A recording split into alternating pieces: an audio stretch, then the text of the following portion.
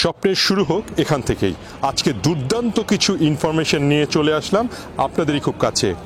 আমি রিকোয়েস্ট করব যারা এখনও আমাদের চ্যানেলটিকে সাবস্ক্রাইব করেনি, প্লিজ প্লিজ প্লিজ এখনই আমাদের চ্যানেলটিকে সাবস্ক্রাইব করে সাথে থাকুন। সেই সাথে আজকের যে বিষয়টি সেটি হচ্ছে, ট্রাম্প সরকার আসার সাথে সাথেই আপনারা অনেকেই ভাবা শুরু করে দিয়েছেন যে ট্রাম্প বলেছে যারা অবৈধ অভিবাসী তাদেরকে বের করে দিবে, এবং যারা বিভিন্ন ধরনের প্ল্যানিং নিয়ে আমেরিকার ভিসার কথা ভাবছেন তারা অবশ্যই ভাবছেন যে তারা যদি কোনোভাবে আমেরিকাতে চলেও যান তাহলে অবশ্যই তাদের দেশে ফিরতেই হবে। তাদের জন্যই আজকের এই ভিডিওটি। এই বিষয়টা যেহেতু ট্রাম্প সরকার বলেছে যে যারা অবৈধ অভিবাসী আছেন তাদেরকে দেশ থেকে ডিপোর্ট করা হবে, এই ব্যাপারটা নিয়ে মিডিয়াতে অসম্ভব পরিমাণে তোড়জোড় শুরু হয়েছে এবং ট্রাম্প সরকারেরও সেটাই দৃষ্টিগোচর হয়েছে। আর তাই ভেরি রিসেন্ট, অর্থাৎ খুব কম সময়ের মধ্যে, অর্থাৎ প্রেজেন্ট সময়ে তারা অলরেডি এই ব্যাপারটিকে ক্লিয়ার করেছে। ট্রাম্প সরকারের যে মুখপাত্র আছেন মিডিয়ার, তিনি ক্লিয়ার করেছেন কারা এর আওতাধীন, কাদেরকে ডিপোর্ট করা হবে এবং ফিউচারে ট্রাম্প সরকার কোন কোন ধরনের পদক্ষেপ নিতে যাচ্ছে তাদের দেশের যারা পার্মানেন্ট রেসিডেন্ট তাদেরকে সেফ রাখার জন্য, তাদের ফিনান্সিয়ালি আরও সলভেন্ট করার জন্য।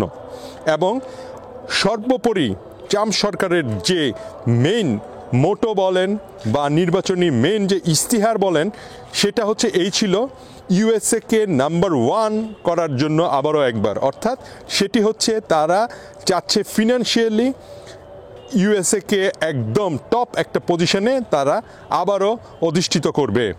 তারই ধারাবাহিকতায় তারা চাচ্ছে যারা অবৈধ অভিবাসী আছে, অর্থাৎ অবৈধ অভিবাসী কারা সেটা আগে জেনে নেওয়া যাক।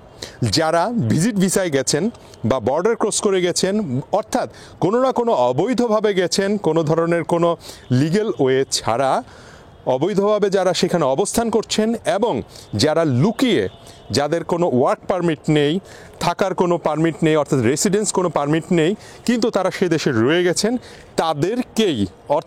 তাদেরকেই শুধুমাত্র খুঁজে বের করা হবে এবং ডিপোর্ট করা হবে। এবং সেই সাথে সে দেশে যারা কোনো ধরনের ক্রাইমের সাথে যুক্ত সেই সমস্ত ব্যক্তিদেরকে তারা খুঁজে বের করবে এবং অতি সত্বর তারা সে দেশ থেকে তাদেরকে ডিপোর্ট করবে।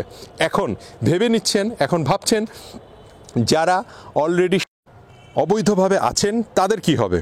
এখন একটি বিষয় তাদের পরিসংখ্যানে এবং রিপোর্ট তারা রিসেন্টলি একটি প্রকাশ করেছে, সেটিতে দেখা গেছে যে যারা অবৈধ অভিবাসী আছে, যারা অবৈধভাবে আছেন তার সংখ্যা কতটুকু, এবং সেই অবৈধ অভিবাসীদের কি পরিমাণ কন্ট্রিবিউশন তাদের ইকোনমিতে আছে। কারণ যদি হঠাৎ করে এই অবৈধ অভিবাসীগুলোকে তাদের দেশ থেকে বের করে দেওয়া হয় তাহলে তার নেগেটিভ ইম্প্যাক্ট কী পরিমাণ পড়বে তাদের অর্থনীতিতে, সেটিকে ভালোভাবে বিচার এবং বিশ্লেষণ করা হয়েছে। এবং এর ফলে দেখা গেছে যে অবৈধ অভিবাসীর সংখ্যা প্রচুর পরিমাণ। এর মধ্যে সবচাইতে বেশি রয়েছে নিউ ইয়র্কে, যেখানে সবচাইতে বেশি অবৈধ নাগরিক বসবাস করছে এবং তারা যে কোনো ধরনের ওয়ার্ক পারমিট ছাড়া কাজ করছে। এখন তাদের ট্রাম্প সরকার কোন কোন বিষয়গুলোকে তাদের জন্য হুমকি মনে করছে। নাম্বার 1 হুমকি সেটা হচ্ছে যারা পার্মানেন্ট রেসিডেন্ট, যারা স্থায়ী নাগরিক হিসেবে আমেরিকাতে আছেন, তাদের তো একটি লিভিং স্ট্যান্ডার্ড আছে, তাদের বাড়িঘর আছে, সব কিছু আছে, সেই অনুযায়ী তাদের এক্সপেন্সও সেই লেভেলের। এবং আমেরিকার যে লেবার ওয়েজেস আছে একটা স্ট্যান্ডার্ড, সেই স্ট্যান্ডার্ড তারা মেনটেন করে।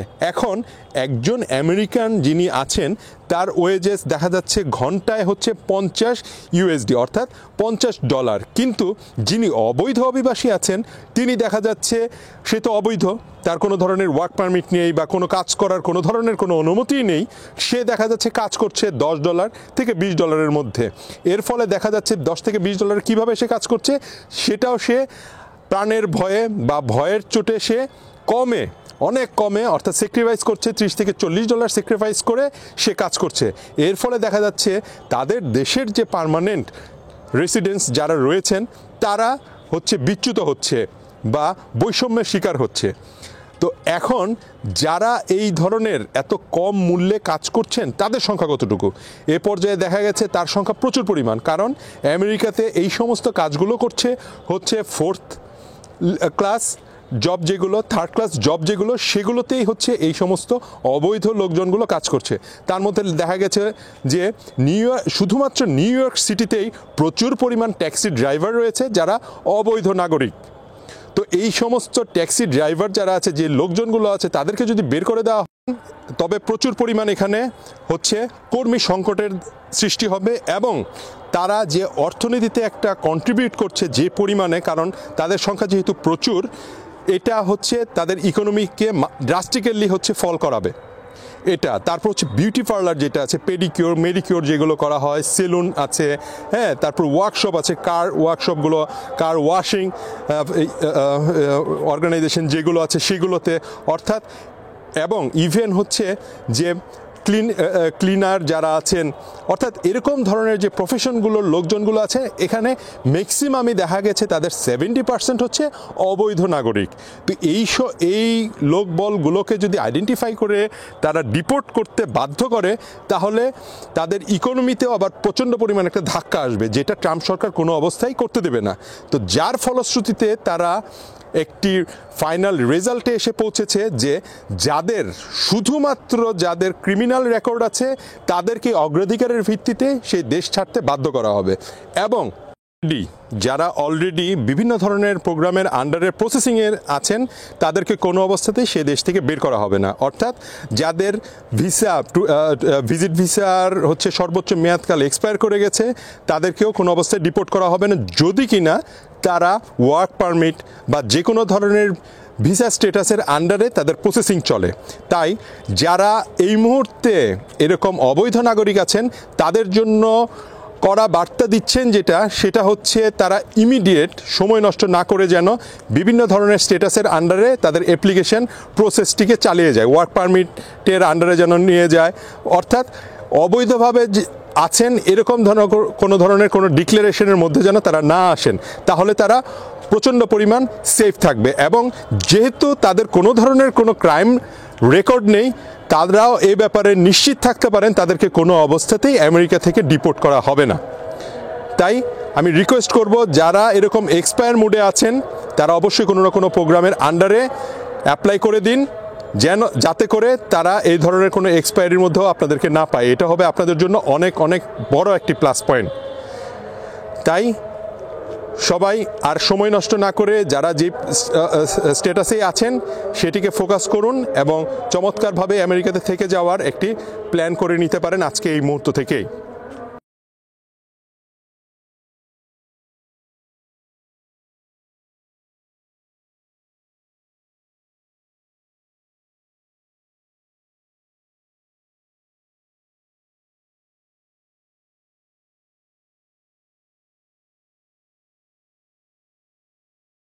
স্বপ্নের শুরু হোক এখান থেকেই। আবারও চলে আসলাম নতুন আরও একটি ভিডিও নিয়ে আপনাদেরই খুব কাছে। আমি স্নেহাশিস, আগেও ছিলাম, আছি, এবং আবারও নতুন করে অ্যাড হয়েছে আমাদের এই চ্যানেলের মূল ওনার মহুয়া সেন।